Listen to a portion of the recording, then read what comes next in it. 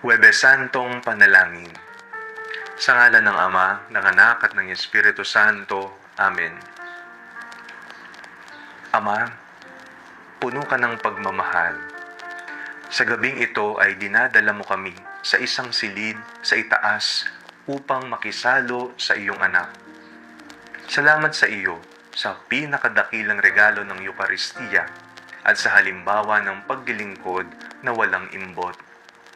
Ikaw ang Diyos na yumuyuko upang hugasan ang aming mga paa. Pinatutunayan na ang tunay na kadakilaan ay matatagpuan sa pagpapakumbaba. Inaalala namin ang paghahati ng tinapay at ang pagbabahagi ng kalis kung saan itinatag ni Jesus ang bagong tipan sa pamamagitan ng kanyang sariling katawan at dugo. Pagkatapos ng hapunan, siya'y nagtungo sa hardin ng Getsemani.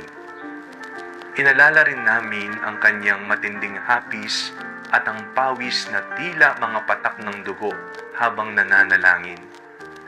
Ama, kung maaari ay ilayo mo ang kalis na ito, ngunit hindi ang kalooban ko, kundi ang kalooban mo ang masusunod.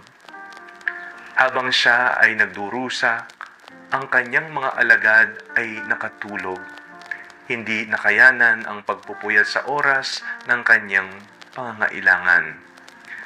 Ama, madalas kaming katulad ng mga alagad, mabilis lumapit sa iyong hapag, ngunit mabilis ding makatulog o tumakas kapag ang pananalangin at sakripisyo ay hindi namin isinasapuso. Ang realidad ng aming buhay ay puno ng mga Getsemani, mga oras ng takot, kalungkutan, at may hirap na desisyon.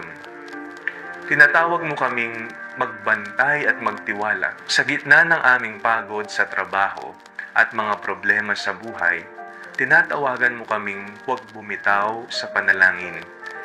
Tinatawagan mo rin kaming tularan ang paghuhugas ng paa sa aming kapwa na maglingkod ng walang hinihintay na kapalit. Kahit sa mga taong mahirap mahalin, ang aming pagninilay ngayong araw na ito ay isang paanyaya na manatiling gising sa mga pangangailangan ng iba at maging handang magsabi ng oo. Mabuhay nawa ang iyong kalooban sa amin, kahit ito ay masakit. Bigyan mo kami ng lakas na samahan si Jesus sa kanyang paghihirap. Taglay ang pananampalatayang ang bawat sakripisyo ay may kalakip na pag-asa. Sa ngalan ni Jesus na aming Panginoon, Amen.